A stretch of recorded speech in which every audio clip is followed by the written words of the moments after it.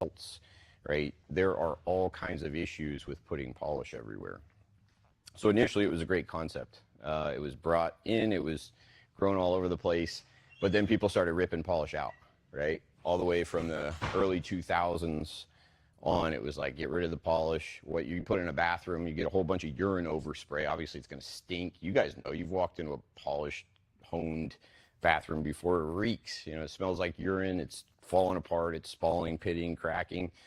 Our product on that floor will not allow any of that to happen. It's odor blocking. It's going to keep everything surfaced. You can drop a jar of pickles and vinegar on it and it's not going to edge. You can drop acid on it. But pound for pound, the only area that it lacks is abrasion resistance, right? You could drag 1,000 pounds of rock across a polish, you're probably not going to scratch it. If it's got a guard on top of it, maybe you'll leave trace scratches, but most of the time it's really unscratchable. Ballistics will scratch, but is it pull the polish out of the concept, out of the scope, get rid of it, or preserve it, keep it there, and now have something that's a sacrificial top coat? And that's what this is, to get back to the point. It's a sacrificial top coat to protect what you have underneath. What's cool about Black Label is it actually doesn't take much to recoat it. You could take it's called an SPP pad. It's a maroon pad. You could take that pad to the Black Label, and it doesn't look like you're doing anything. You're just sitting there with a swing machine, but what you're actually doing is micro abrading it. You take a little bit of isopropyl and you clean it, you can put another coat right over top of it. On average, you're getting about 5 years out of a commercial ballistics job before you have to remediate. Some people do remediation packages. Rather than paying every 3 months to have it waxed, VCT, whatever, maybe they'll have you come back every 2 or 3 years and throw a fresh coat on. But for the most part, the reputation of ballistics became what it was because people were not getting educated. They were screwing up, they were putting it down, and then they were trying to sand it or grind it off. And that's where really people would go online and be like, as much as I hate to say it, this is the toughest shit I have ever had to take off a floor, right? So when you nail it, you get it down, obviously, it's key. It crushes, it's awesome. We have made that concept so much easier with Black Label. It really is hard to screw up. Now, where people do screw it up is in an area like, they've got a piece, a countertop, a bar that's right here, and they're looking at every, centimeter of that thing dead on. And that's a whole different concept. We apply with a mop and a sprayer on the floor. That is very much a hand application. There are a million different ways to skin that cat, and I've got a lot of people that do it a lot of different ways. But ultimately, you have a top coat that is perfect. It is perfect. It is glass. It is textureless. It is an amazing sheen, and it protects better than anything else I know out there. People were getting polyaspartics to gloss out over metallic. The problem is those polyaspartics are super slick. They're really slippery, right? And polyaspartic, like concrete, really actually doesn't love epoxy. It doesn't love epoxy. So, questions so far? Was the Squire the predecessor to Black Label? Yes. Yeah, and the Squire was the 3-component. We actually had, yeah. You forgot to mention antimicrobial antifungal and how that's good for hospitals as well. So, ask me how I know that. So, an average hospital room shutdown is $10,000 a night. ICU room is $30,000 a night. So when they were stripping those, and they still are out there, those wings out of hospitals, it was costing them a ton of money. So Jeremy has a great point. Antibacterial, it's hard to use those terms, antifungal, antimicrobial. Once you start listing those terms and you sell online or sell within a regulated agency, you get into a gray area. What we say is it will always inhibit that growth, right? We've got people that put it on the bottom of boats for barnacle inhibition, right? Nothing will feed on it. Nothing will grow on it. Really can't grab to it. Our Squire product actually didn't die, right? Black Label took its place. Squire grew into its home. And where was its home? Its home was actually flake garages. So we sell still to this day more Squire than any other product. We had months this month, we sold 4,500 gallons in a month. Like, it's just an obscene amount of Squire. And that is because during those summer months, you have a lot of flake garages going in. So why would you need to cover a system like this? You've already said this is the best system, Corey. There's an MVB. Maybe we did a dedicated MVB. Put epoxy down and flaked into it. We put your polyaspartic down. How much more could we get? So we had a company that was running into some problems on flake garage installs. And who actively does garage flake installs? I knew there was a few of you. Boom, boom, boom, boom, boom. So we had a company that ultimately was, I think, 200 locations at the time, 150 locations at the time.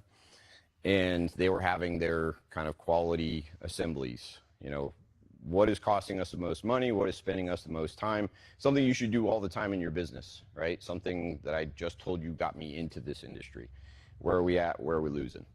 So during this process, they realized there were some quality data points they were lacking at. One of them was callbacks, right? Being the most costly, or at least frustrating, because it always takes the owner or the person that can make the decisions to go back and fight it out with a customer to talk about why they left, you know, trash on their garage floor for 6 months and had wine stains and garbage stains and whatever else on their polyaspartic because you said this was the best. Or the guy that owns the 911 that pulled in with his, you know, P4s and left plasticizer transfer on his polyaspartic because you said it was the best, right? The guy that had rebar in his garage that, you know, crept through and rusted, you know, the flake and well, you said the polyaspartic and the MVB was the best. I mean, those of you that do this know that there are a lot of things that you'll get called back for. Most of them are not your product and not your fault, right? So that was one of their data points. Another one was they couldn't get Google reviews.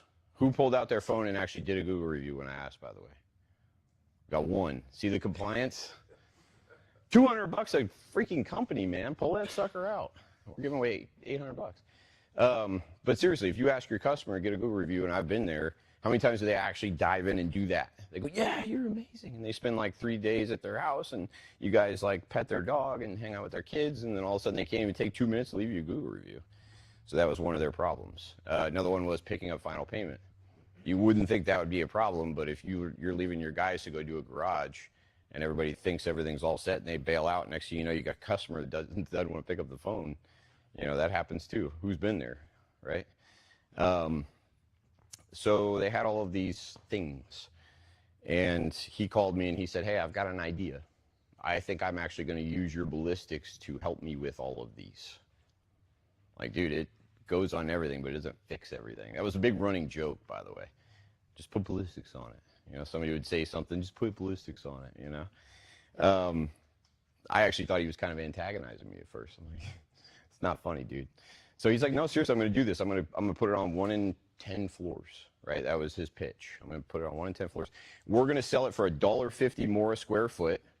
So when the guy across town comes in at $7, rather than going to $6.50, I'm going to $8.50 because I got what he doesn't have, right? So he brought this whole concept out there and pitched it and crushed it. I mean, they crushed it. The first year, I think they bought 1.7 million in ballistics, and I won't list the number on YouTube, but they grew their company of 150, 200 locations by like 17% profit margins, right? They're making an $800 more on every garage they close this stuff on. It takes 10 minutes for their guy to come over with a pump sprayer and shoot it down. But first, he hands the iPad to the customer who pays, leaves the Google review, and they're not going to take that iPad back until they verify both those things are done. They take 10 minutes, they just spray the Squire across the flake systems, they grab the iPad, they just made $1.20 a square foot extra just by 10 minutes, right? And he's just offered that customer 8 years full coverage warranty. You're not going to have to call me back now because all of the things that are covered in this product are the most common things that cause these callbacks. Problem solved. Brilliant dude. Really brilliant dude. Kind of an asshole, but, you know, really nice guy. So, and that's really where it found its home because that product has no reactivity to polyaspartics. So people could not screw it up, right? Pretty hard to get on polyaspartics too early. As soon as they're walkable, you can spray them.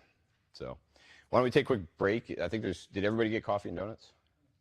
All right, let's take a quick stretch, like 5 minutes, and we'll keep rolling. Any questions before we do? Yeah. So what you said, ballistics can be both in general. Yeah. Yep. But you need a poly on top of flake. You can't just spray ballistics Yep. before putting a poly on. Yep, you would spray it over your poly. So poly is great, right? But it is an organic product. It is UV stable. They now have UV stable flakes. Does everybody see that? There's UV stable flakes that are offered now, which it's kind of funny that it's not a thing that everybody's been doing patios and walkways and pool decks for years and years and years. It should tell you the global problems that aren't talked about. But yeah, it's definitely, like Alan said, it's gotta have poly down first. But poly's pretty rapidly curing. When we sprayed, we added that poly on top. So Yep. then you gotta put another layer of poly before the ballistics. No. Nope. You just right over that top, that poly coat. And basically, also, that company mandated on all pools and walkways. They would not install a pool deck, walkway, patio without applying ballistics. And they had it built into their cost. What was also nice about that, by the way, was that $1.50 a square foot, that's where they could come off of for discounts, right? So if somebody said no, or they were like, well, I'm military, I'm nursing, I think I should get a okay, cool, let me cut your ballistics down real quick.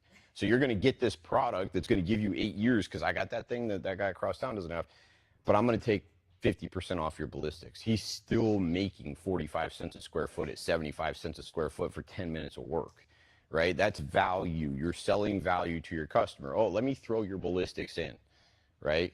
His cost is only 30 cents a square foot. It's a 500 square foot garage. He can afford it, you know, but the customer gets their win. So we have seen many crews now adopt that technique, upsell with ballistics, and do extremely well. So just remember, ballistics is the brand name, right? There are different products, and we're going to focus on 4 SKUs when we get back in 5 minutes, because that's really what ballistics is. It is a system of 4 SKUs, okay? So I just want you guys to wrap your head around the SKUs. So we'll take 5. Bathroom, drink, sip of coffee before it gets too cold.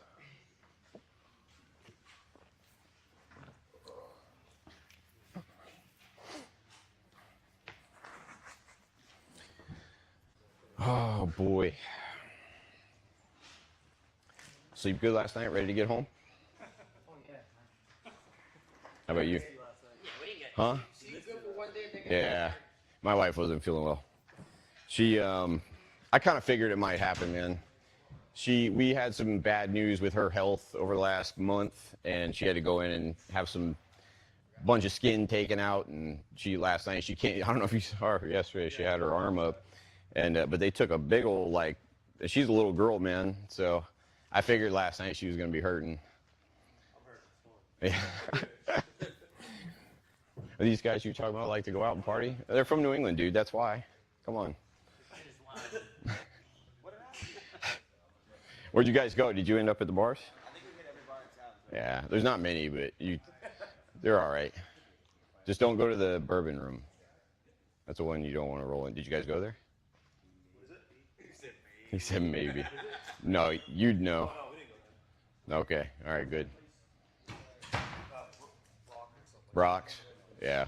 Did you go to Hard Times Cafe too? They've got the pool. You can go shoot pool and yeah, spirits. I was telling these guys yesterday, spirits. Do it every time. Okay, great. You're gonna find a line of Coke on the 3rd story bathroom at Spirits every time, man. Yeah, it's pretty. It's actually kind of funny.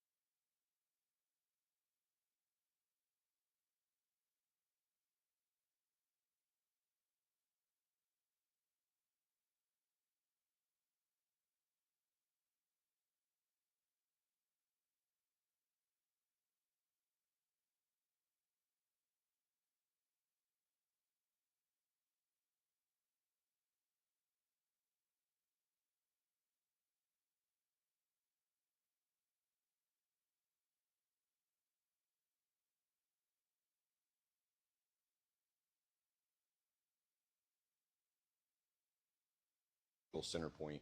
Yeah. You don't really realize Denver's placement until you like see the wall of mountains and you're like, oh, this is like the end of the Midwest, kind of, you know? Yeah. Yeah. I was listening to your story with Squire. And, You remember watching all of that, I'm sure, from the outside. when Squire came out, it was like this promise of the ultimate top coat. Yep.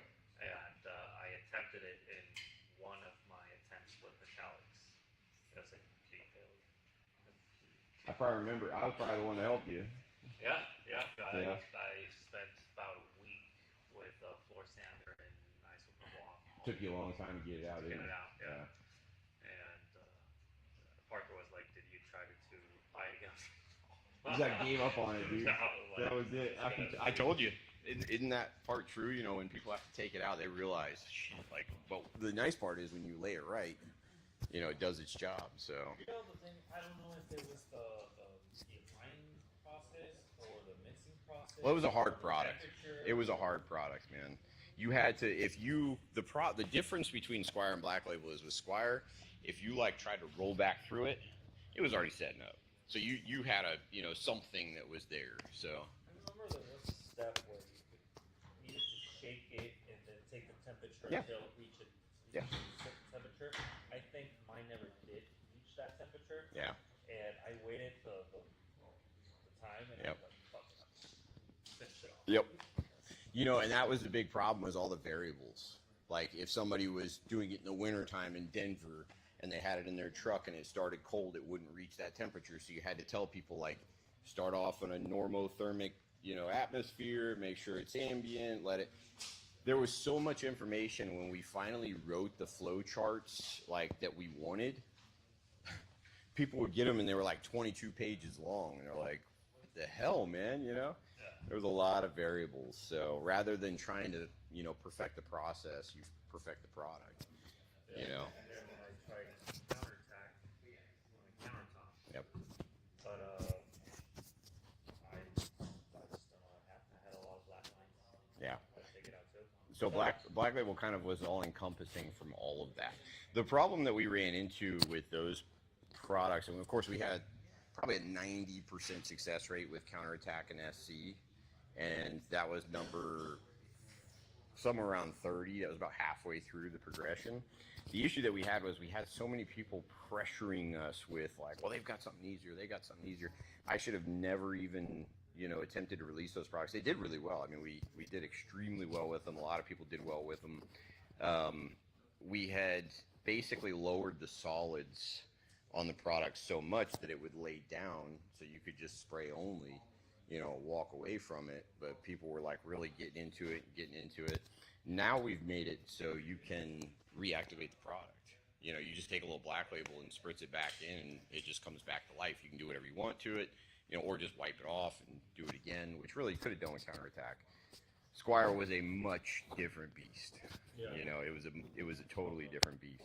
Nice thing about Squire is you can selectively build it, you know, thick, and it won't crack on you. It won't just disintegrate. You ever tried any of the other ones? I wanted to try NCO. But I mean, I'm sorry, the competitive. Any of the? I don't think it was neither competitor. Yeah. Stone Coat countertop. Cool. So. Oh, the UTC. Yeah. Yep. Which was so. Yeah. Diamond Coat, they're 93% urethane. I've done Squire. Yeah, and that's what we found. We found a lot of people would like nail it, or people would screw it up and be like scared off. I'm not touching that again, or, you know, it was hit or miss. But the people that, you know, got it, they were so loyal, and they still are. You know, like we've never lost those people to something else because they're like, I can't find anything else. It's just, you know, selectively having the right application for that product became a little bit of a challenge. Most people, it was time window. You know, it was like, I just don't have the time. I don't want to run the pads. I'm just going to throw a urethane on this, which, I mean, there's nothing wrong with that. We sell a lot of high wear urethane, man, you know, because people want what people want, or they want to be able to just hit it with a 60 or 80 and, you know, knock everything out and put a urethane down. We don't ever judge, you know. In the first shop I done it on, I done a quart of sand around a pool. Yeah. It's for an old guy. Mm-hmm. And he's like, it's slick. I'm like, what do you mean it's slick? I'm like, let me see what I come up with. Because he's going to be putting down shark body we're talking about. Like, it's not going to do what you think it's going to do. So I found Squire. I talked to him on the phone for like 45 minutes one day. And it works great. They actually like the way it actually changed the look of the corpse as well. Like it looks even better. Yeah, that's, hey guys, we'll come back together. We'll pull everybody back in. We were just talking about Squire kind of changing the look of the top coats. I think I touched on this briefly the other day, but our Squire product actually hides lap lines and bird baths and imperfections in these top coats. That was another thing that they found as a benefit. Maybe you got a new crew. Somebody pulls the top coat out, it's all jacked up. You know, with polyaspartic, it's not that easy. It's just throw another coat down. People will spray that Squire out over a flake floor and completely even the sheen out, right? That's a use that a lot of people use for. They call it the flake fixer. Off-label use, of course. But, you know, he was just saying he had a customer with a pool deck and they had put like shark grip in the poly over quartz, and the customer thought it was still too slick. Probably got a video I can pull up here while I'm talking. We actually did a class one time in Florida, in South Florida, Naples, and we put some sample boards down. They were like 4x8 samples, and we put our Squire product down, and by the end of the class, actually 3 hours or so, 3-4 hours later, we took a whole bunch of water and put them all over the samples, and we let people run at them as fast as possible in whatever and try to slide. And we have a bunch of videos of them it'll just stop them. It just stops them. And the way that that works is basically, it is so hydrophobic that as soon as you step on it, it displaces water out from underneath your sole, right? Literally, you can just take water and push it right across the top of the product. I had some dry on my hands, and I couldn't wash my hands right for like 3 days. My ballistics suggestions box always includes, and it always comes up in every conversation, you know, using it like Teflon. You know, like, oh, what if you just covered your mixer in it? Or what if you just like sprayed your buckets in it, you know, because it'll just slide off. You know, there's a lot we haven't tried. To the boats, like we can't put it out there for boats because there's a ton of EPA regulation out there. You have to make it through about $150,000 in certifications and testing to protect all of the animals out there, and that's just not something that we've gone down, but it's an amazing concept. It actually helps with efficiency, speed, you know, cutting through the water. It's a lot of really cool different things that you do with it. But yeah, we did this class, and basically, you know, people just stop. And the only caveat to that is obviously bare feet. There's no sole, right? So typically we have people actually, if it's around a pool, we'll have them add a little bit of our slip pack, which is a little different than the shark grip. Those are usually like aluminum oxide. Some are like polypropylene, but ours is a polypropylene. It's a softer bead that actually becomes encapsulated, but it's still just a very, very, very fine powder. And that gives you just enough to where the texture doesn't really show like a satin. It doesn't really drown it out, but it still gives you a little bit of peak and trough, right? So why is it so easy to put that Squire over this flake? Same thing, the peaks and the troughs. When you take a bubble and you blow a bubble, that bubble will come out and land on the surface, and sometimes that bubble just sits there and jiggles around and never goes away, right, until you come and pop it. Most oftentimes it hits something kind of with some texture and pops. That was why Squire did so well on these floors, because they had peaks and troughs. It kind of broke the surface tension of the product and helped it lay down. That's why if you put it on this floor, if I was to spray Squire right here and spray it and spray it and spray it and then make it over here it's not going to lay like glass. Over here it's going to break and lay down, kind of the bubble concept, right? When we made Black Label, we made that concept kind of even easier, right? To where it just kind of self-levels, it does its thing. The only thing with Black Label is you have to keep it thin. You just have to. You know, Squire can get a little bit of a build. Black Label can't. You know, it's got to go thin. And when I say 1 to 2 mils, again, that's a quarter the thickness of a dollar bill. That's like not even there. And I do see even some of our installers pushing puddles, you know, around of the product. I don't love it because it kind of violates the concept of the product, but you can get away with it sometimes. And some people permissively get away with a little bit more build. The whole concept of applying ballistics is you're not applying it with the mop, you're applying it with the sprayer. So when you spray it, that's what's putting it where it needs to be. The mop's just breaking the bubble, the surface tension, right? So you're spraying where it needs to go. The mop is just, again, popping the bubble, letting it lay out. So if you can imagine you mess something up as you're going, a lot of times you can just spritz a little more product on there, roll back through it, and it just evens back out and self-levels, right? Pretty easy. The most common thing we see when people are putting the product down is usually it takes 2 people. I can do it by myself. There's tons of people that can do it by themselves. You just kind of do a double motion where you hold it and roll. We've seen people do it with Swiffer mops, you know. But usually it's a 2-man team. And this guy, and this guy. And what I used to watch on the internet was like people would be applying it, and all of a sudden that guy is like 10 feet off in that direction. He's just rolling and talking, man. And this guy's not even anywhere near him. It's too far, right? You have to work just in a sequence team to where it sprays down within a few seconds. You're right behind him, you know. Product does become sticky. I mean, it wants to work itself into a solid state at some point. So when you're mopping, you use our mop covers. I've had many distributors fight me tooth and nail and say, I can find cheaper mop heads. It's like, you might be able to, but the ones that we have are the ones you should use. They're really short pile. They don't have any supportive padding in them, just like that. And that is it. You want a cheap, flimsy, short pile that's not going to pull microfiber mop. If you use the one with the pad in it, you're going to have streaks or no product left on your floor, because what's going to happen is you're going to spray it wet and it's all going to soak up in that pad, and then you guys are going to start going and it's all just going to soak up into the pad and soak up into the pad. You can wring out a pint of material from one of those pads easily. That's enough to cover, you know, 150 square feet. So it doesn't take much to suck back up into that pad. So right tools, obviously. When you're buying these products, you know, don't be afraid to buy a nice new clean sprayer for 12 bucks. Throw that thing out. You know, if you want to reuse a nice sprayer like a Patriot Swissmec sprayer or something like that, the only downside is, you know, these products don't like other SiO2 chemicals, right? They just don't. They're going to reject them. They're going to do their job. Their job is to push things away, right?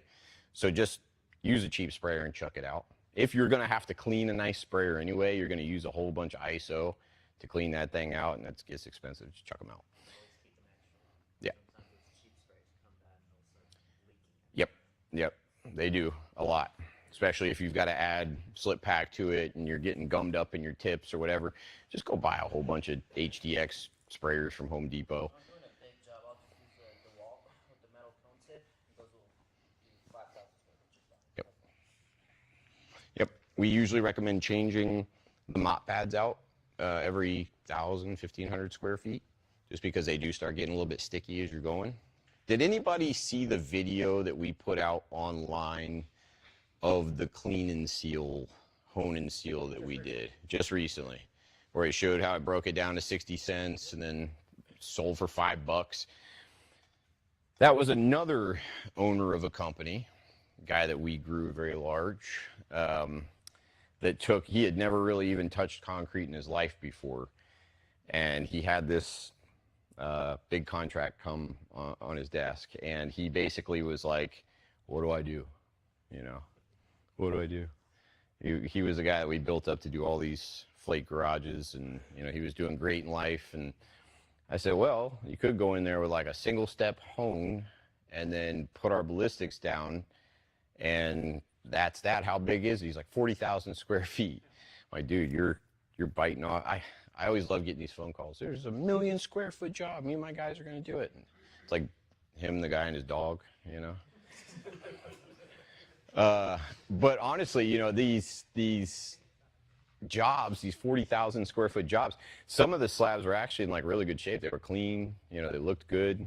Some of them were a little beat up and old, but you know, we had that guy go in there and basically run a single 100 grit ceramic puck and then clean the floor, throw the system down and get in and out of there. And they were in and out of there in like 4 or 5 days. And his total cost for material was like 30 grand, 4 or 5 days of labor. It was a $200,000 payday. So they made a fortune, 140, 150 grand on those jobs. Like, it was stupid.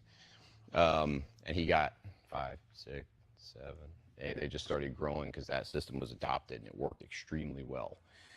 To that, imagine had he not had to run 100 grit ceramics. You know, those people are still getting a beautiful floor that is going to last and give them all the added benefits. $5. You know, again, you're in it at 60 cents a square foot. Those barn dominiums we were talking about, you know, those you could charge $3, $4, $5. You're in at 60 cents plus whatever your labor cost is. The video I was just talking about that we put out was a slab that was in really good shape. Guy had some tractor tire marks all over it and whatnot, but basically we went in, taped off both sides of the joint. Why do you do that? Because those joints stain. They'll leave grease stains and all kinds of nastiness all over the slab. So we taped off both sides of the joint, shot it with RS-88, shaved the joints, took a screen sander to go in and take some of the rubber from the tractor tires out, shot down advanced, let it dry 30 minutes or so. Now it's shot down another coat of advanced, let it dry 30 minutes ago, put black label down, got out of there. That job alone, even at, you know, 3,500 square feet, you're talking about $18,000 to $20,000 payday for 1 day of work. And you're in that thing with a few guys and, you know, 60 cents a square foot material. How's it hold up with forklifts? I mean, how does any coating hold up with forklifts, right?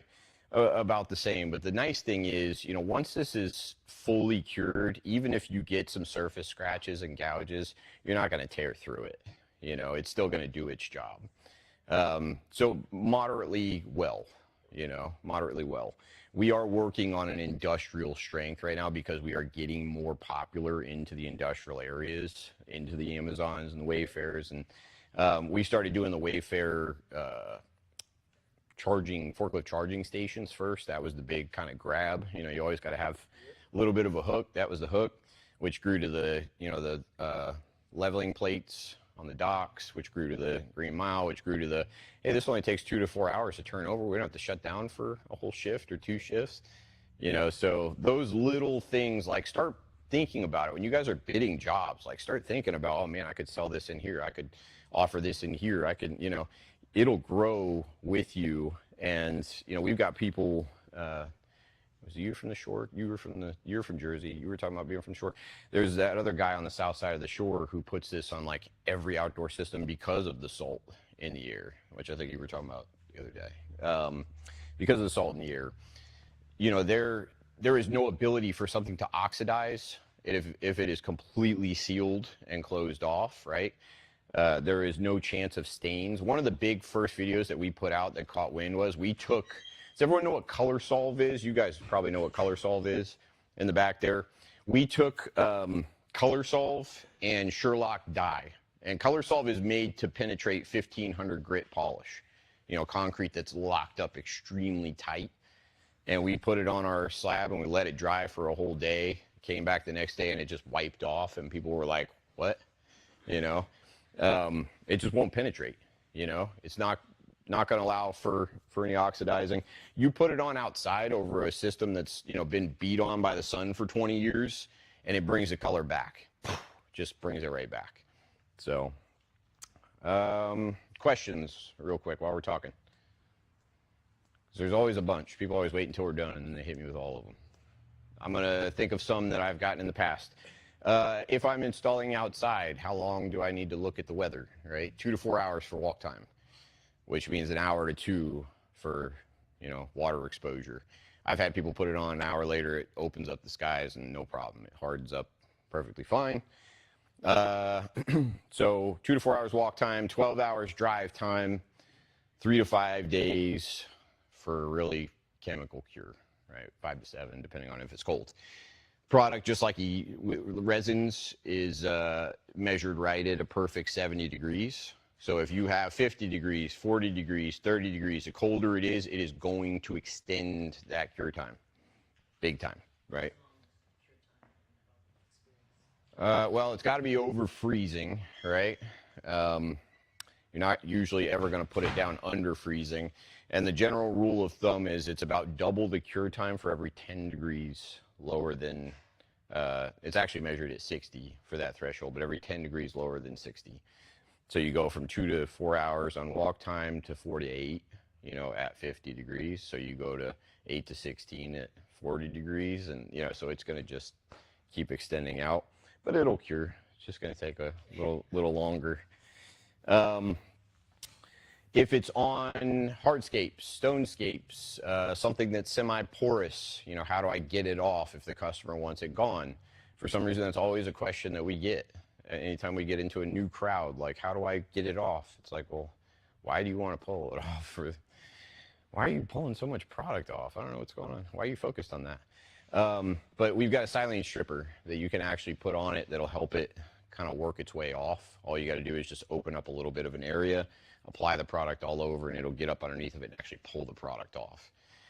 Where people get into, you know, that in metallics is they'll say, well, can't I just put the silane stripper on or just pull it off? It's like, well, you actually have to dig down into it, and it kind of defeats the purpose. Those are people that are trying to, like, not sand, you know. Yes, we have people sell into hardscapes, stonescapes, you know, lots of walkways. You're not going to grow mold and mildew.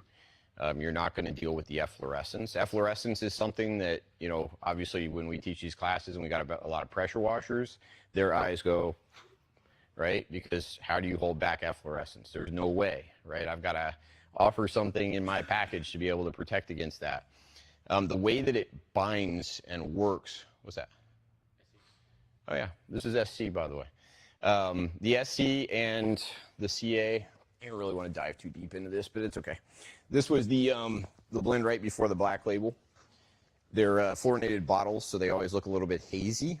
You'll notice that this one's actually a little bit amber. That's totally normal. The black label is usually a champagne, kind of pink, rosé colored, right? Dries perfectly clear. This is the product that a lot of people like for bricks, stone, hardscapes, stonescapes. You know, imagine you put a brand new pond in outside. You don't want the thing overgrown with growth. You know, good product to put on it. It obviously gives a nice wet look. So another big product, or another big question that we get all the time from people is, do you have multiple sheens? You know, obviously we've got sheen reducers, so it'll dry completely and totally gloss. If you take a half a sheen reducer and you put it in the product, it's going to go semi-gloss. You take another half and put it in there, it's going to go satin. Take another half of one of those and you put it in there, it'll go down to a kind of a luster sheen. If you put 2 of those sheen reducers in there, it goes all the way down to matte. So really you just have to buy one product and have some sheen reducers on hand. And if somebody goes, oh, I don't want that high gloss, you know, you can cut it down. If you're going to cut the gloss down, that high gloss down from your metallic, just maybe put a different top coat on there, unless you need the chemical resistance and everything else. You know, the prime feature for metallics is high gloss, textureless, still anti-slip, checks all the boxes, right? But it's certainly not limited to metallics. You know, we sell it all over the place. So, other questions? Yeah. So is that a single component? That's what the SC stands for. Yeah, single component. That was the plan. We had a one that was called CA Counterattack as well. We still have a lot of people that like these products, so we keep them. But I usually focus. Here, come get this out of here, Jeremy. I don't want anyone looking at this. You're confusing everybody. No, it's cool. What I would like to do is get some Pro, some Advanced, Squire, and Black Label real quick, if you don't mind. So we focus on the 4 SKUs, right? 2 pre-sealers, 2 top coats. When do you need a pre-sealer? If it's porous, right? That's it. If it's not porous, you don't need a pre-sealer. The 2 pre-sealers, what are the differences? One we've made for like residential, right? Cheap, affordable. One we've made for commercial, right? It's more rugged, stronger, a little bit more expensive, but you're talking about like 7, 8, 9, 10 cents, right? Not a big difference. What's this? A and B already together. Oh, are we putting this down? I didn't. Okay. Sorry. Would the black label have that non-slip aspect to it? Or is just It does. Yep, it does. Thank you.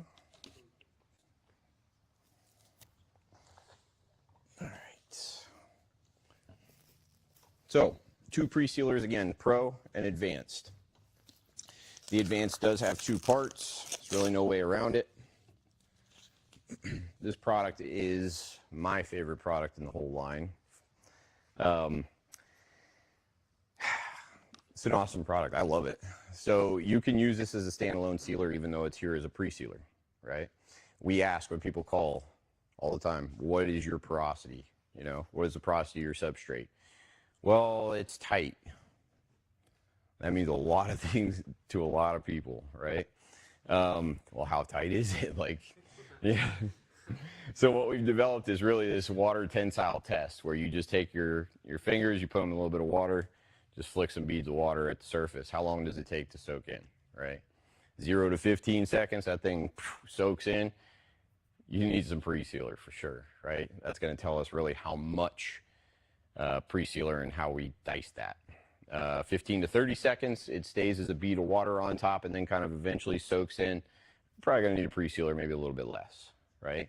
Because what's going to happen, you're going to put your black label, which is like the consistency of water, and it's just going to do the same thing, right? It's going to soak in. You just wasted a whole bunch of money. Flick the water on there. It lasts for 30 seconds, stays beaded up, doesn't go away. Probably not going to need a pre-sealer. That's tight, right? I've had people say their 3000 grit polish is tight. And then, you know, that's great. It all looks great. And then all of a sudden the edges all start soaking in, right? Because their guys don't do every step on the edge work. It's the most frustrating thing in polish, man. I don't know why. I don't know why, right? People try to skip their edges. I guess they think they're not important. I've known crews that actually take WD-40 and shoot their edges to like blend them in. Stupid, right? Just a couple extra passes, man. Just get on the rack attack. But that Advanced is my favorite product because it is so versatile, right? You put the B into the A, you shake it up, it's good to go. There's no other guesswork. That B is a polyester diol component. That A is a proprietary polyester, right? Polyester, both of them, same concept, right? It's liquid plastics, basically. But it's extremely chemically resistant. This B is put in a lot of different things that go in a lot of really cool industries, including aviation. They actually spray it on planes, right, to protect from like the de-icer and all of the elements. It's the same thing. That product right there, depending on the porosity of the slab, we actually end up cutting it down with water, right? These are both water-based products. Different than the top coats, which are solvent-based. So you can imagine how important it is to use different sprayers, right? You put a water-based product in, it's got a little residual, you put this nice solvent-based product that doesn't like anything else, obviously you're gonna have issues, right? With this Advanced or the Pro, you typically don't have to ever cut the Pro with water. It's pretty liquidy, it's pretty watery. This is actually a pretty high solids product. When you take this B and you dump it into the A, it's like honey. Like when you get a 5-gallon size one of these, you got a big old B, just put it on the pour spout and let it sit, man, because it's going to take forever to run out. This stuff is thick. 30, 60 seconds. It'll dissipate, kind of homogenize the way that it needs to. You know, anytime you're using any of our products, give them a good shake before you use them too. Make sure everything's nice and mixed up. So once these mix together and they do their thing, they're usually good for a really long period of time, as long as you just every so often go by and shake them and mix them up, right? Most of our TDSs will say like a week, 2 weeks, you know, a month. I think we've got 2 weeks on this one. Again, if any of our products are liquid, they're good to use. They will all gel when they go bad, right? This product here cut down with water. Like I said, if you've got a nice 3000 grit polish and you still want to put this product in your floor to get the protection out of it, which a lot of people do, they actually replace their polish guards with this product entirely. They cut it 50-50 with water. They put it down like a guard. It takes 30 minutes or less to dry. They either treat it just like a polish guard and work off of it, or they put their black label on and call it a day, right? Can be burnished. Like I said, some people will do 1 coat, some people do 2 coats, some people burnish both coats, some people burnish after putting both coats. What's cool about this is you can use this product on something that's like a 16 grit cut that's super porous. What do? You just don't cut it with water. You put it down straight and you dip and roll it, right? So the one product is manipulated by water and applied differently to kind of work as your base foundation. So usually we say you can go up to 75%, but most people just do 50-50. They'll go 50% water, 50%, and it doesn't have to be distilled water. There's nothing, you know, special about it. 50-50 is the most common break. If you've got 100% concentration of this product, it actually, if you dip your hand down inside the 5 gallon and pull it up, it looks like snot. It's the best way I can explain it, right? And that's normal. When you work that into your concrete, it just literally works the solids in as you push it in with a microfiber mop, right? Or dip and roll. Some of our people like to use these for decorative overlays. This is the product that's all over the concrete that looks like wood and stone all over the place here on the floor. 1 coat of this. That's it. That is all we have. When you walk in and you're walking in on that nice black, beautiful concrete plank at the front there, it's just this product. That's it. People get rid of the acrylics and they, yeah. Yes. Yeah, absolutely. Yeah, you can, like I was saying, you can cut it 50-50 with water. And I guess you're the most important one here for this. And you can use it as a guard. You can get rid of your guard. You can use this as your guard if you'd like. Cut it down, do 1 coat, do 2 coats, do 3 coats if you want.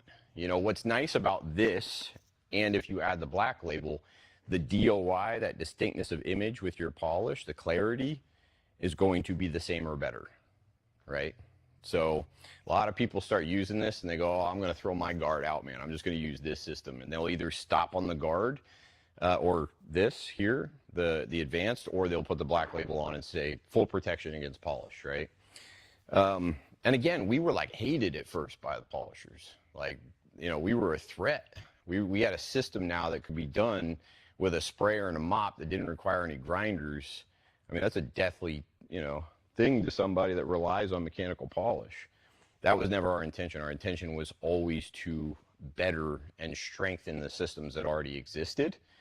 But I'm telling you, you can take a 16 grit cut or a 100 grit hone or a 60-80 metal cut. Really, you can cut anything anyway.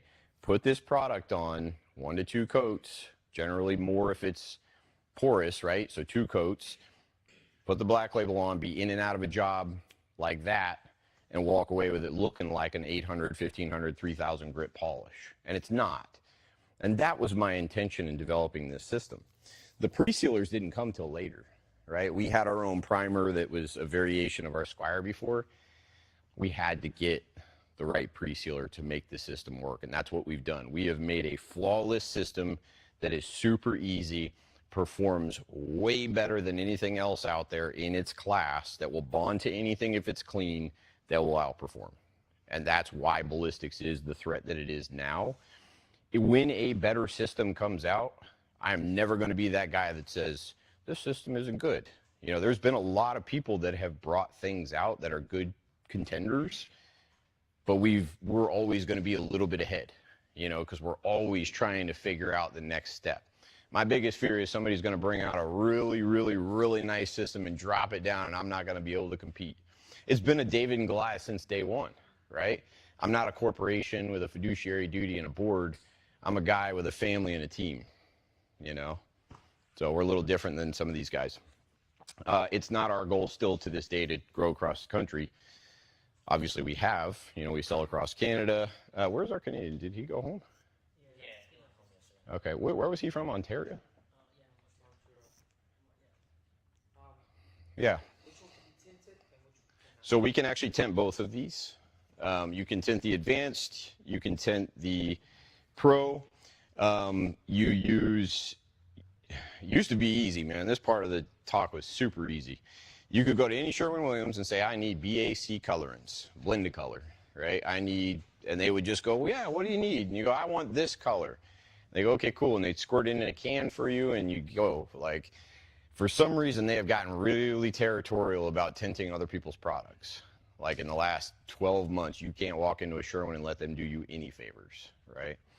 So that's off the table. You can get those blended colors, white, black, or yellow, but that's it. So we actually have custom colors that we can order for your job. That's going to make it opaque. So if you tint these and you put them down, it's going to be an opaque color, right? We have some people that say, I don't want to use your pre-sealer. I'm going outside. I want to use Ameripolish Color Juice E stain, which has a hardener in it or some product. Put your black label on top. That's cool. Totally fine with that. But you can tint these. They will stick to anything that's clean, all the way up to using the advanced on the polish. Super easy. If you don't want an opaque color, it's pretty easy. You actually just take that color or that color solve and that dye or some kind of solvent-based dye. It doesn't have to be Ameripolish, be Schofield or Presco or whatever. Spray it into the concrete. It's going to dry within a couple of minutes. Run a quick little tack solvent mop across the top of it to get all the excess off and put the system down. It won't disturb that dye that's in the concrete.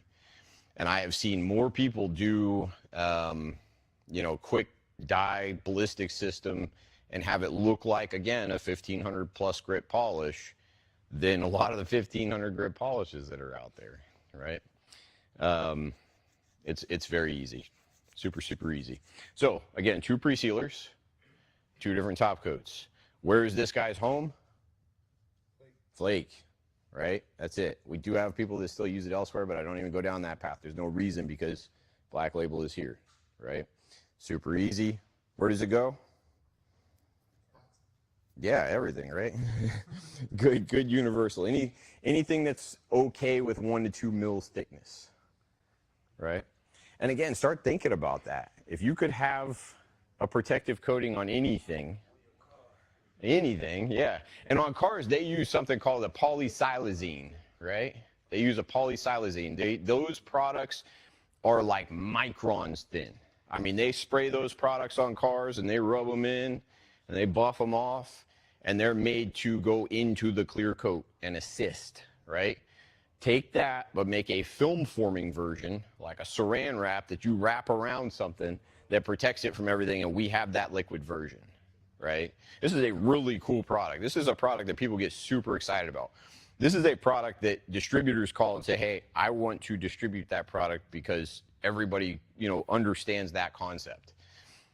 And the coolest part of having these products is watching them grow. Watching all of the cool things that people. We had a guy take Black Label, and he had this old iWatch, and he had beat the hell out of this thing, and he took Black Label, and it looked brand spanking new. So and of course you're getting 1,000 square feet plus per gallon, right? Up to 1,200 square foot per gallon with these things. Yeah, it's a lot of watches. And we sell it in pints and quarts and whatever else. But like the advanced, same idea. You're getting 1,000 plus square foot a gallon. So if you got a 5,000 square foot to 10,000 square foot job, 5-gallon container might be $829, but it's going to do like that whole job, right? This is $340. Initially, I remember when we put these out, that was the big comeback online. It was like, well, yours is triple the price. It's like ours does triple the square footage, right? So what was your question? So I have a job that for next year, someone put a seal on it. They went in there and sanded it down because it looked like fog. So they had to sand everything down. So you recommend doing an advance on that? Yeah, you could take advance on that. Yeah, advance actually hides a lot of different scratch patterns. We had some people ask, well, if you can't put Black Label over scratches on metallic, could you put advanced on it? You could, but at that point, man, just drop a flood coat of clear epoxy, and just go over the epoxy. This is outside. Yeah, for sure. Yeah, you could put advanced right over top of it. I just want to include that little tidbit because we get that a lot. We have a lot of, I'm trying to get into the stamp concrete people that want to do the sealers, just the sealers on top of it. So let me tell you that too. So I'm going to contradict myself because I said, where does this go? Okay. So I'm going to add something to that also. You can also use this product on hardscapes, stonescapes, because they have those peaks and troughs, right? A lot of people use it on actual stamp as well. What they do is they add a slip pack to it, and that slip pack helps to pop the bubble.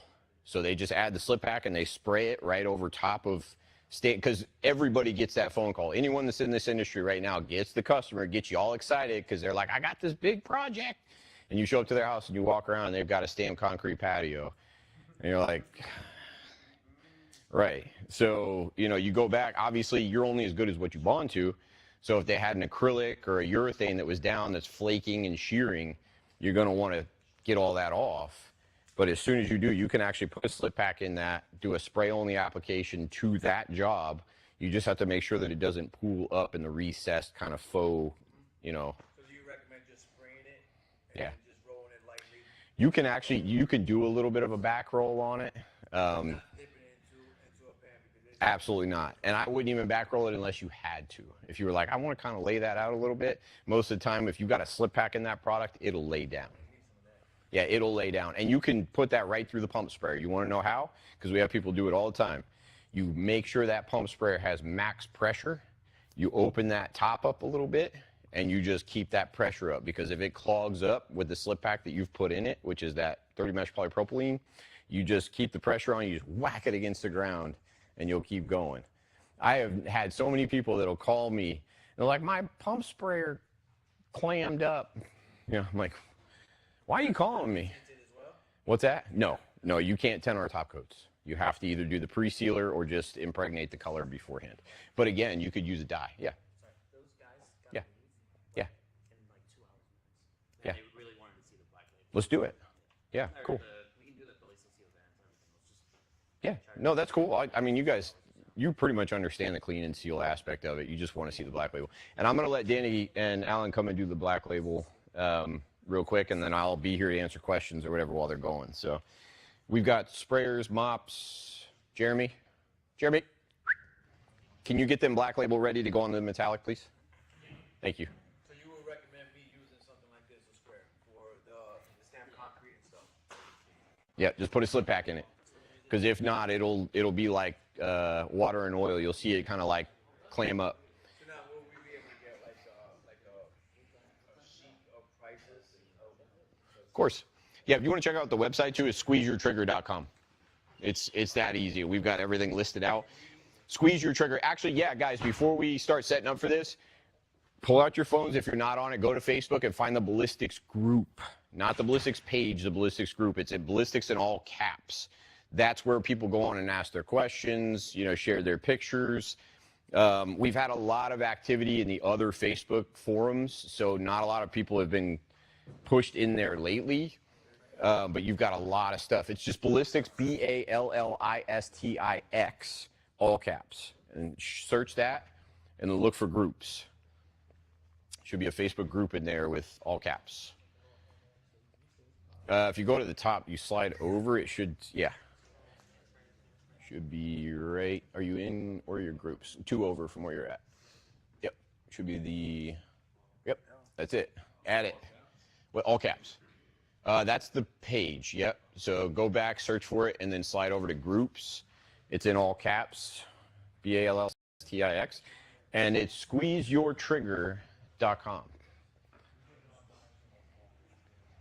So let's talk about cleaning. So we have 2 options right now. We can clean this with isopropyl, or we can put black label on it and call it a day, right?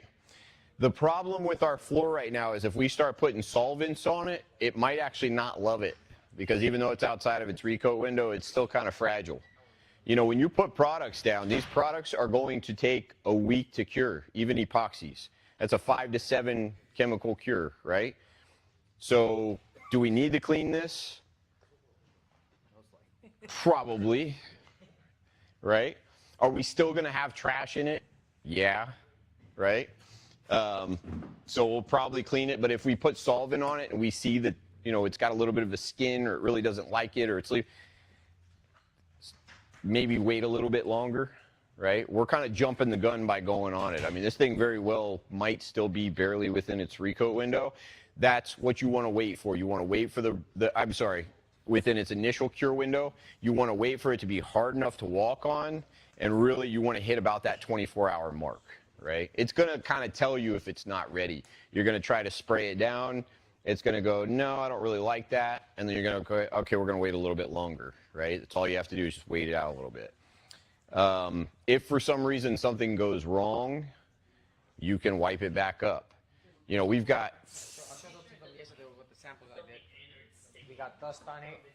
We hit it with isopropyl. We wiped it all clean again. Yep. Perfect. Reapplied it. So we've got like maybe 400 square feet here. So we're going to use maybe 1/3 of a gallon-ish, right? Maybe half. I like to go almost like non-existent, like you're putting it down, but you're not putting it down. You're going to, you know, start off by spraying your mop, wetting your entirety of your mop, spraying it down, rocking and rolling right next to each other the whole time. You can knock this out in 2 minutes. I mean, that's how fast it is. And all you're bringing is this right here. So you could go over there in your sedan and top your floor. You don't need to be bringing all kinds of extra stuff. So there's no rollers and dip pans and sanders and, you know, whatever else. And again, if you wait a week and this metallic's not topped, you don't have to do anything different. You just come in and throw it down. If you've like mitigated the basement and you put your metallic down and you go take a vacation and that customer's cool with it, you can actually come back down and just pick up where you left off. So there's no prep for anything. It will bond to glass if the glass is clean and stable. So, cool. What's that? It's making it a little sticky. Is it? Yeah, I don't even know if, for the sake of time, I wouldn't even clean. We're going to have to grind this floor up anyway, over and over and over again. So I said I should have gotten thicker pieces of wood the other day to kind of trap this area, and we only got like 1 pour out of this thing. What about? So everybody can see, everybody can stand here. We'll do this section here only. And then everybody can, you know, actually see, stand here as well. So instead of doing the whole floor. That'd be fine. This is gonna come up anyway, so. And again, with the puddle in front of the mop, if you have a puddle in front of your mop and that puddle's, you know, rocking and rolling and you're going from here to here and you're getting close to your wall, tell your sprayer to stop spraying and let you catch up with that puddle to where it goes because you don't want a puddle, really, you don't. I see it. It happens, you know, I see it all the time. These guys are a little bit like that. They like to get a little bit of a puddle on in front of it. There's nothing wrong with that. It happens to us too. I mean, there's tons and tons of work time. Like you can get back in it and play with it. You can get back. I mean, an hour later, you can come back and be like, I really don't like that. I'm going to throw some ISO on that, wipe that up and do that again. Absolutely. You gotta be careful to not push the puddle all the way to the wall. Yeah. Stop spraying whenever you feel like Kind of go and just dissipate. And then once you get to that wall, your pile on the bottom of your map is still laid this way because you're going this way, right? So you want to get to the wall, slide down, flip your mop around. We have like a little bit of a technique where we flip. Same idea, yeah. You're always going to keep it against the ground, just like a urethane. You're not going to lift your roller up, right? You're just always going to keep it against the ground, get kind of to the wall, slide down, flip, go the other direction. These little tags on here are a real bitch, okay? Those little tags sometimes like to flip and catch the whole surface that you just put down. So sometimes you'll get one little, yeah, it's still a little bit. You'll get one little like tag drag mark behind where you're working. So I've had people send me a picture of a floor and be like, I don't know what this is. There's one thing all the way across the room, like your tag. You just got to kind of flip it underneath your mop. I mean, you can. And on your initial job, you shouldn't, because you could run the risk, yes, from coming up, cracking, or whatever, just because your epoxy is still unstable.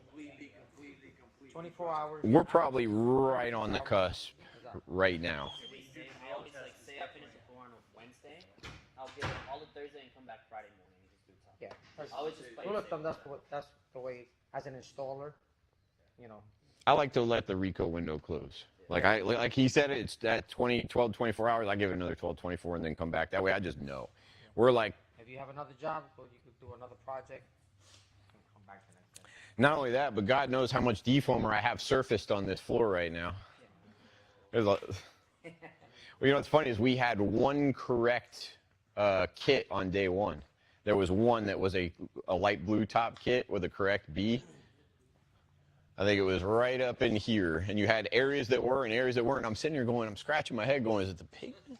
The hell is going on here? Problem solved. I always wear shoe covers too. Whenever you're spraying, kind of like spraying into your feet. So if you're in there with socks, it's gonna get all over your feet. So I just go in with my shoes with booties on, and just like that. And generally, if you've got a helper, guys, have his hand like across the area you've already done, shooting back at you, right? Here, shooting back. That way you're not having a bunch of overspray. Because if you get that kind of overspray that's over on that other side, sometimes that won't meld in and you'll get little droplet looks. You know, you just kind of, you can get like a fine mist overspray, but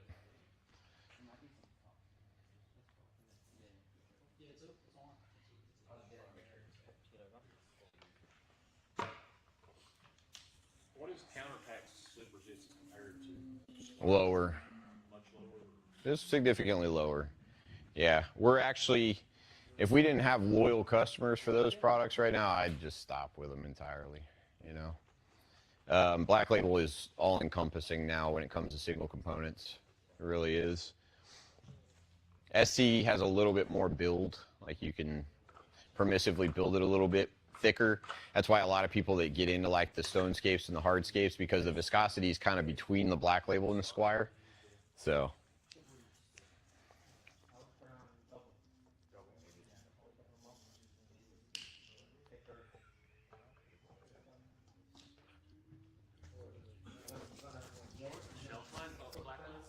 Sealed? Typically 2 weeks. Actually, let's talk about that for a second real quick. If you've got bottles that are open that you have from another job, you're talking about putting in a lot of time and effort into your metallics. Just buy a new bottle. Even if it's less than 2 weeks, just get a new bottle. Because if that bottle's open and it's going to be used, you see how he's putting plastic? He's probably doing that by nature of just doing that at home regularly, right? You want to preserve that thing, but if you're going in and getting a $20,000, $30,000 metallic, last thing you want to do is jack around and not getting just a new bottle. If the product sits for too long, we also say shake it up every time, like I said earlier, shake it up every time you're going to use it. Just make sure everything's dispersed. If it sits and the heat seal and the gas lock are gone, you know, you have potential to kind of have hydrogen entrapment. And what happens is you're spraying down and you're kind of atomizing it and spraying it through that sprayer and you're breaking the surface tension. What you actually get is like a snowball little bubble of air. And they actually look like fine pieces of dust.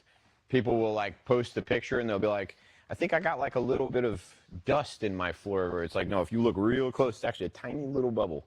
And it comes from using old product or open product again on epoxy. Use that product that's sitting on the shelf for like your stone jobs. You know, upsell the stuff that's porous that you're going to shoot it into. Use it for a clean and seal. It's not going to be, you know, you're never going to see it on a polish, but you will on a metallic. So before you put the black What's that? label down, Close bottle? Closed bottle, I yeah. think Parker sent me with Black Label a bunch of epoxies, and I haven't opened them. Yeah. Yeah, sealed a year at least. Yeah. Yeah, and we've got our dates. I mean, again, as long as our products are liquid, we use them.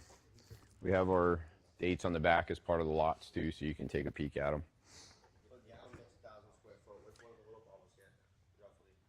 The quarts are roughly a quarter of that, so 250 square feet, 300 square feet.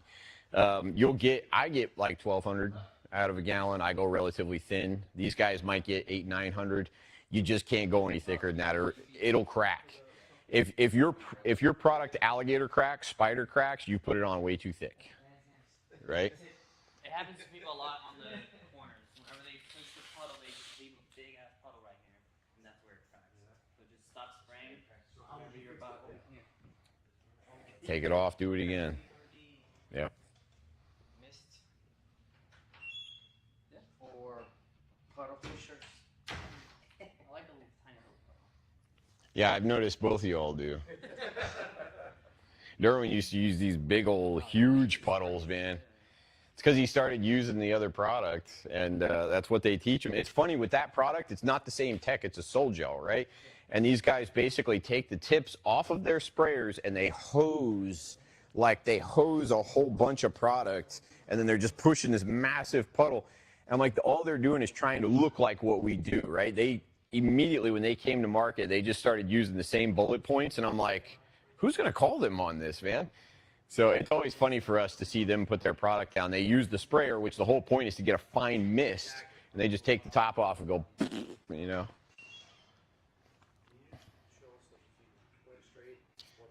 Hey, why don't we give them, Justin, can we get another mic and mic them up?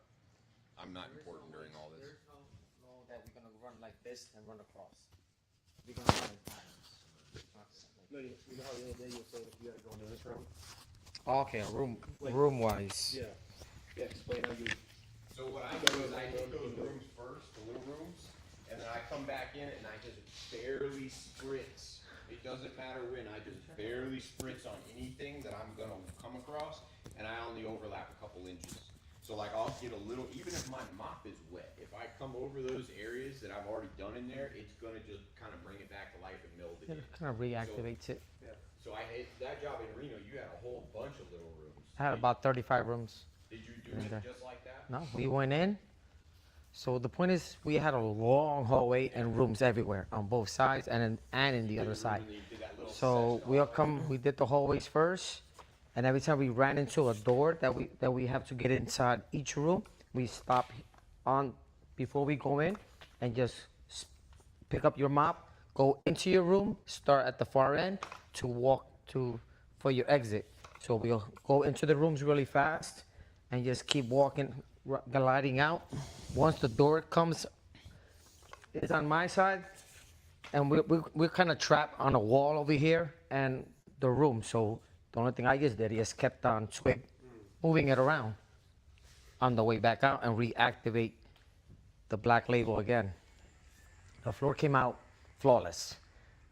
It was nice. Dealing with 35 rooms, I thought we was gonna come in and look like a shit show. And I was surprised myself. You used the metallics on that job. No, You used the we reloaded. used reloaded, The metallics resin. yeah, That's right. and black label. Yeah. I'll be going back pretty soon to show. It's gonna be a big video, big content showing everything. So it's gonna look real good. And if you guys have good content, send it to us too.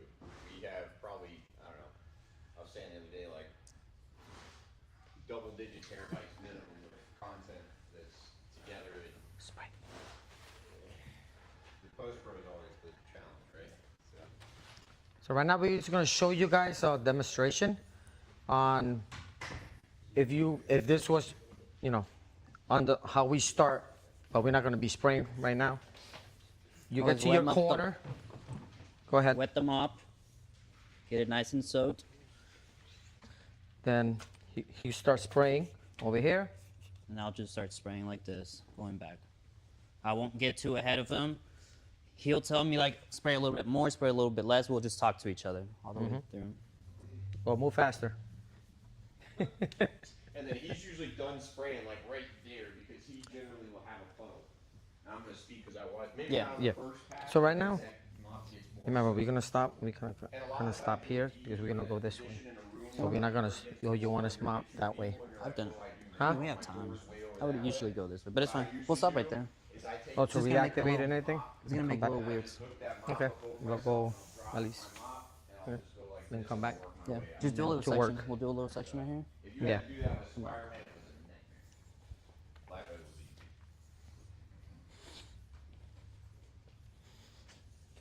Questions? Straight up, man. So Should we try a section? remember, It's really sticky. where Should we try a little respirators, section over here this first? does smell. Okay, I'm leaving footprints still. If I stay in one No. spot, you see a footprint. it's gonna start circulating all that air back there forward towards Actually, us. we can flip the exhaust fan on for this. We're gonna get crap in it anyway, so it'll Want it on? smell. Try a little section over here. What section? See what it does right now. Actually, let's flip it off during. We'll just flip it on as soon as we're done. That way we can get good audio and everything here. I installed that thing early on. I put the slashes over here. Maybe, yeah.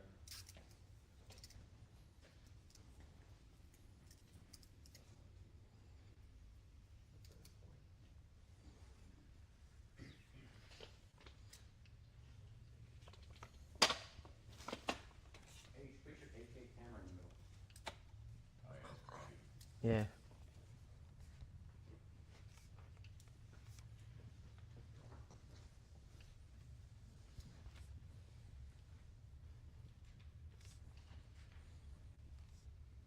Almost looks like they're not even doing that. Yeah.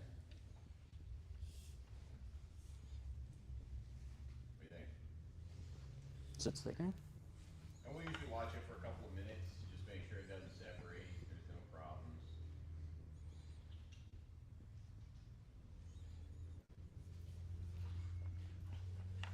If you guys are trying to get a lower sheen, put your satin packs in, let them disperse for 1 to 2 hours. Good. We have a lot of people drop the satin packs in, Again? like, Add a little more, I would say. Yeah. Product, you put it in, let it disperse for 1 to 2 hours. So do it the morning of, All right. or even go to your job site, cut the cloth. So right now, over there, since I was only testing, I only went back and forth, but usually what we do, once we reach your corner, I'll flip my mop and keep the mop the same direction as well, too.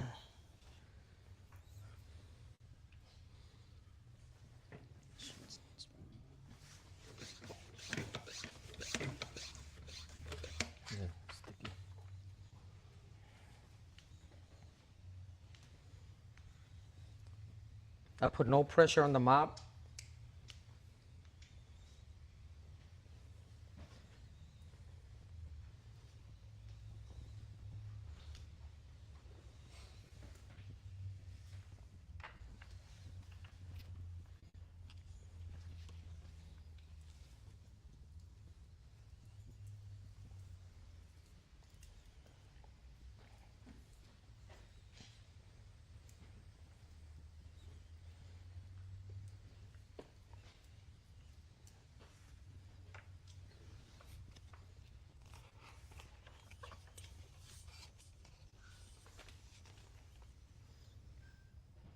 Alright.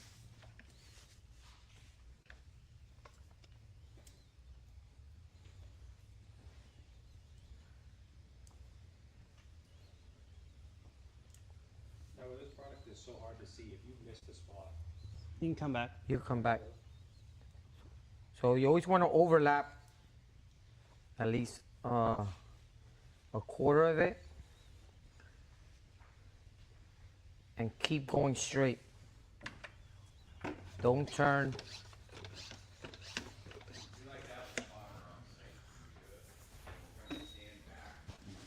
Yeah, I'm trying to get in this corner. Line's right here. Right. Okay. And that's gonna leave you almost a perfect 2 mils wet with that pile on that mop. Go ahead.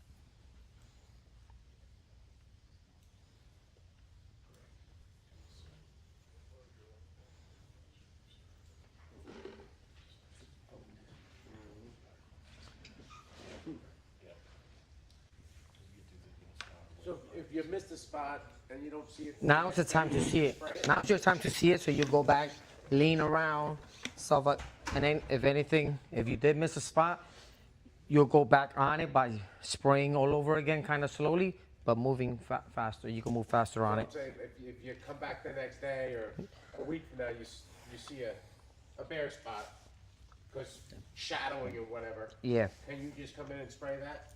Or are you gonna? The problem is it's a seamless floor, right? Yeah. You could technically try to like tape it off maybe to where your spot is and get it. Your customer Go a little bit higher. A little bit higher. Yeah. You're gonna see it. It's like There you anything, you know, if you mess up with a metallic, you've got an area of surface tension or whatever, you might be able to pull it back in Yeah. a little bit, you know. It's kind of case by case. Yep. A lot of times in those scenarios, you're probably better off to let it kind of cure up a little Go in bit, there. take that maroon pad to it, run the maroon pad, ISO clean it, and do the whole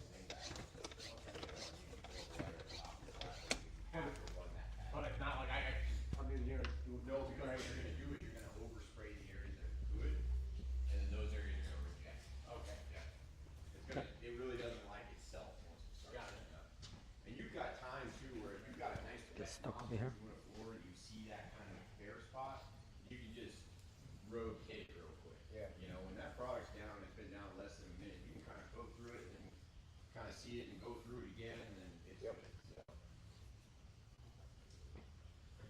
And actually, so you'll notice, like right now, you can see a little bit of mop lines, like right where they just went. Yep. You can see them. Now, what we usually do, and if we see those stay and they don't lay down, actually, let's wait a minute. Let's see if you don't mind. Mhm. Let's wait. So if they don't lay down, this floor is not ready, right? It's still trying to emit. And we're right in that. No, it's not ready because I can feel it on the mop. So it's kind of holding it constantly. So you'll see. You want your mop to glide on your epoxy. It should feel well lubricated. Yeah. Right. So if we're standing back on it, what we'll do as a team is we'll stand back and we'll give it a few minutes, and we'll just make sure everything lays down, and we'll say, okay, because that over here where they did at the beginning, that should start leveling out within probably 3 to 5 minutes. So as long as you guys are saying so, carry on, I guess. It's leaving lines, but when we did it that time that the epoxy was not cured enough, it kept getting stuck. Those lines that Yeah. you see on that last one, Yep. were over here still. Yeah. Right. Yeah. So that was 100%. Yeah, no, I can see it over there I that's see leveling a out spot- I see an nicely. area that's Yeah, got it's me, getting like- better. Yeah, but I can still feel it on the Yeah. mop that is thick. Yeah. So if it's not gliding properly, And you it should, should always glide.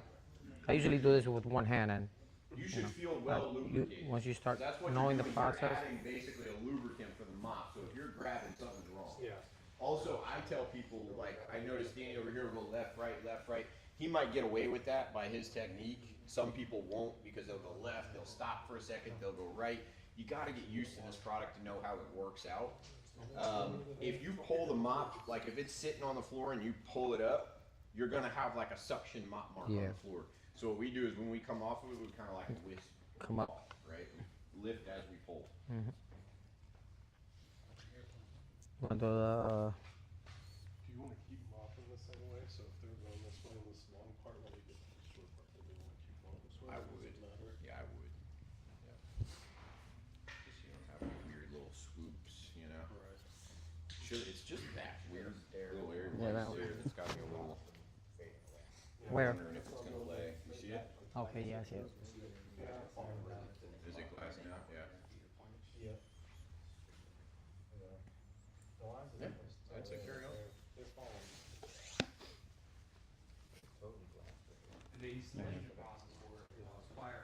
Spray it there. Yeah. Yeah. He actually has an area right there where grab his mop and you can see it. You guys will be able to see it over here. Yeah, kind of like right there. There's like right. I just caught it. Watch where you step up because we sprayed blank plate all over there. No, we didn't. Okay. Not up to here. Okay. Go up a little bit. Up. Yeah, and if you guys look at it too, you'll see it just like the epoxy. You'll watch it kind of It like gets stuck. sizzle like pop rocks, and that's normal. It's just kind of gassing off and laying out. That's exactly what it should look like. Two classic textbook text messages that I'll get Yes, sir.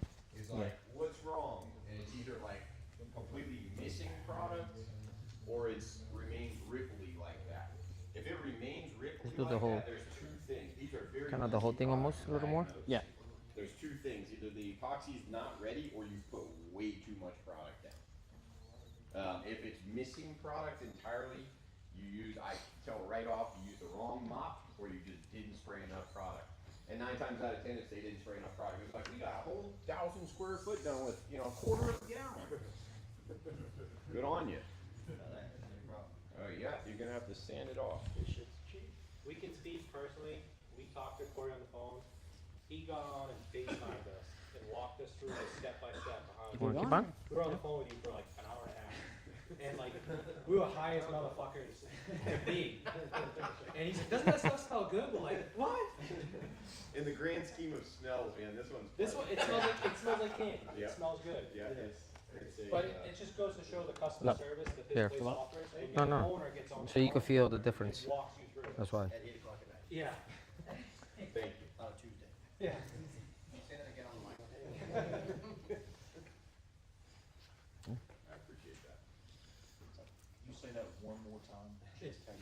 See? Yeah. There you go. Too far back. Huh? It was going too far back. Yeah. We try. We're just a family doing what we love. We all have a passion for this stuff, man. You know, we really enjoy this art. Some of it more than others, I'm sure. Jeremy's the one guy that's with me until 3 o'clock in the morning and back at 6 a.m. and taking as many phone calls and running around. And he catches a lot of hell, but he's a dedicated guy.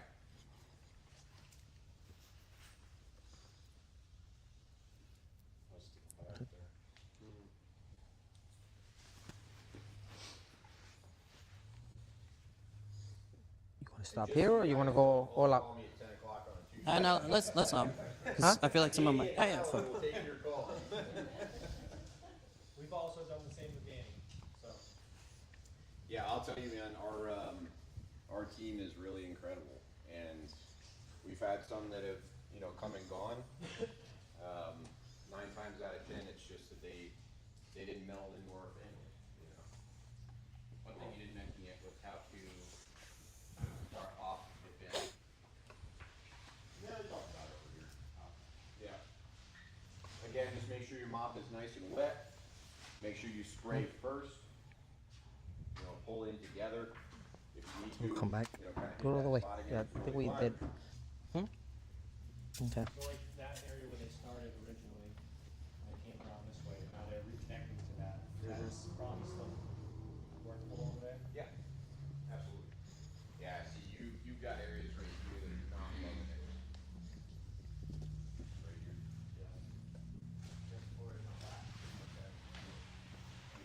Right here. Maybe your hand is just like a 8-inch strip that goes right outside the. There's 1 millimeter line right there. Yeah, I see it.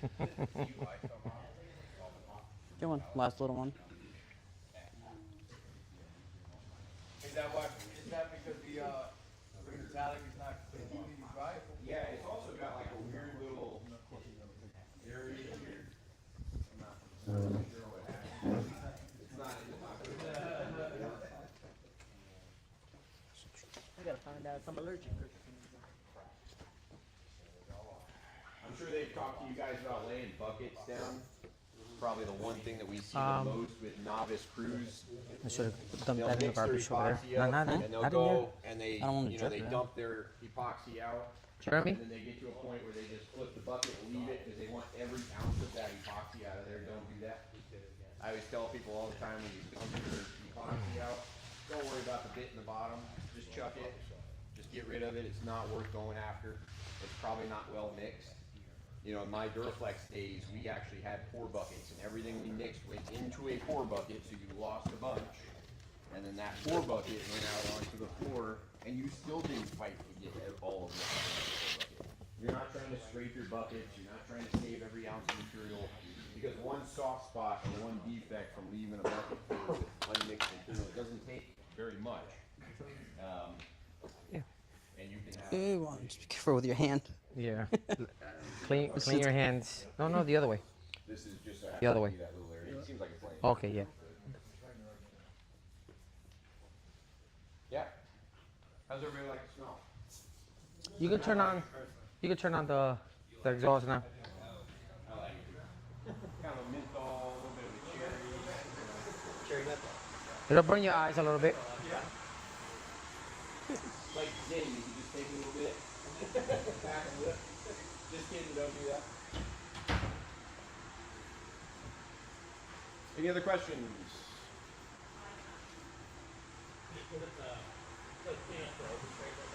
ISO. Yeah. Yeah, and if they oversprayed like this white floor or whatever, they could literally just ISO it, wipe it back up. After it's cured, can you use Butyl Acetate to clean up? You can. That's actually a primary solvent. I'm sure you're very aware of it after talking to your dad. I'm assuming you're. Alex, nice to meet you, man. Yeah, I would say ISO. We still are ISO 99 that we use Dry time for these. within our process manufacturing. But dry time, 2 hours dry time. That's one thing. 8 hours walkable. I should fill that And cure 7 to 10 days. We'll Cure. just let it get smelly. It's all good. Let me find my section. The ISO 99 that we sell is a little bit more pricey. Buy it if you think you're gonna need it, because a lot of folks will be like, oh, I'll just get it, or I'll just use acetone, or I'll just like, don't do all that. There's plenty of isopropyl out there that is not truly 99%. All that means is there's less than 1% Yeah, content of 24. water. I always just tell the customers to walk on it the next out day. there that are full Dry of time is actually fillers like and nasty 2 stuff. hours. You can walk on it from like 4 I to will 8 tell you, hours. you're gonna have a hard time finding 99 out there. You're gonna find 91, you're gonna find 71. You're gonna end up saying, oh, screw it, I'll just use denatured acetone. Those products leave waxy substances behind that can actually. No, 5 to 7 days for full clean.